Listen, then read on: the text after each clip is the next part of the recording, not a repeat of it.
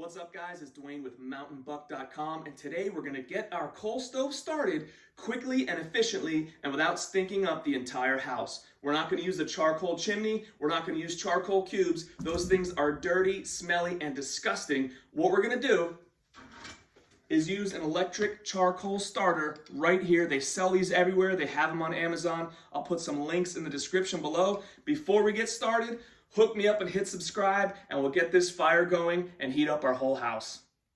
Okay, so the first thing we're gonna do, obviously, is just open up our door. Make sure we have some coal down in there in the chute. And what I like to do is I like to place this lip side up, and I just slightly bury this inside the coal. Just slightly get it down and lightly cover the metal bars with a little bit of this rice coal. So if you could see down in there, we just lightly covered it. And then all we're gonna do is plug it in. We might need a little extension cord. We're gonna plug it in, and then we're gonna wait about 25, 30 minutes or so until it's nice and piping hot, and then we'll take it from there. So this is about 90 seconds after plugging the electric charcoal starter on, and already you could see some of the red glow coming through. You see a little bit of smoke, and you could hear the crackle. So we're off to a good start. Here we're about 10 minutes in or so, and you could really start smelling the coal. And you could also see the glow of our electric charcoal starter really start to heat up, and the coal next to it is also starting to catch as well. We are at about 25 minutes here, and I'm going to turn the dials on. Before I do that, when I have air circulating through here, what I'm going to look for is down in this little elbow, right in this elbow here of this side or this side. I'm going to look for that to really heat up, because that's going to be where we actually start our fire from. So I'm going to turn the blowers on, the dials on, and we want to keep an eye on that. We want to keep them on for a couple minutes, but we don't want to overdo it, because we could actually, if we leave this thing in here, we could damage it if we leave it in too long with the blowers on and that air circulating through.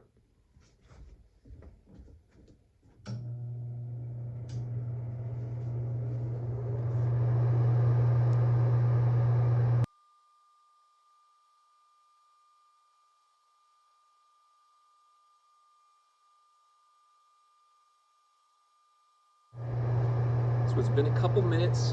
I have some nice glow coming out of this corner here, this little elbow, and on this side. And I'm just gonna unplug the electric fire starter.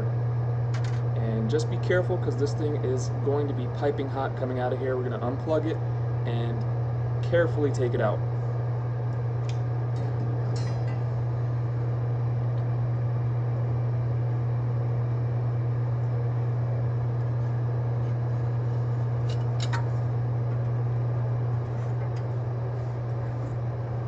Right here, that is what we're going for, that little glow in there.